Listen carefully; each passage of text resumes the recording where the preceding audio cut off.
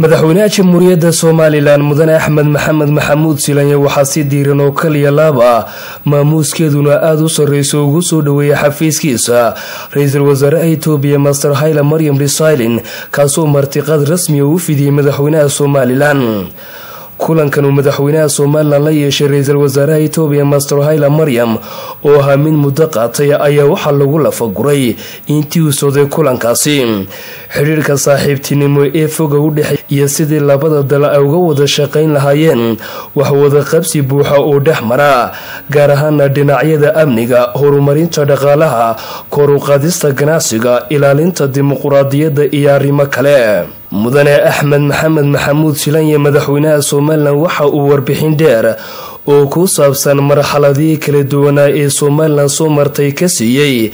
Master Haile Mariam Desalegn madaxweyne Axmed Silanye waxa uu si cad ugu sheegay madaxda Itoobiya in jamhuuriyadda Soomaaliland ay beesha caalamka uga fadhido in aqoonsi buuxa la siiyo hormoodna ay ka noqdaan dalalka qaaradda Afrika siiba wadamada Soomaaliland jaarka la madaxweynaha Soomaaliland ayaa markii uu dhamaaday shirkaasi faahfaahin ka siiyay warbaahinta ku weelinisay sodaalkiisa arrimihii ay ka wada hadleen ra'iisul wasaaraha Itoobiya waxaanu aad iyo aad ugu faraxsanahay sida wada hadalka naafacaya wax wada qabsiga labada dal aan isla gaadhnay xiriirka Itoobiya Soomaaliland ka dhaxeeya waa mid saaxiibnimo weyn ku fadhiya waa mid wada qabsi ku fadhiya waa mid iminkan inaan soo xoojino mustaqbalka oo halka rooga si talaabsano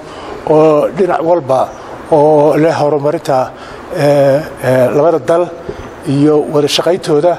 haday tahay xagga ganacsiga haday tahay xagga wada qabashada haday xagga dekada xagga muxuu ahay wadooyinka dhinac walba wax ka wada qabsano ayaanu isla garanay waana aad iyo aad baan ugu faraxsanahay insha Allah taala waxaan rajaynaynaa inay wada shaqayntayada iyo xagga nabadgelyada ay sii kordho oo si weynaato waxtar labada dalba anfaca oo noqdo insha Allah taala madaxweynaha Soomaaliland ayaa inta uu joogo loogu talagalay baabuurta u khaaska madaxweynayaasha iyo madaxda sare ee dalka yimaada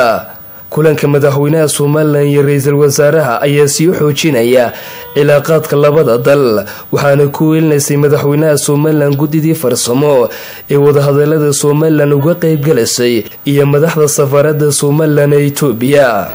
madaxweynaha jamhuuriyadda Soomaaliland mudane Axmed Maxamed Maxamuud Silanye kulanka ballaaran ee uu la qaatay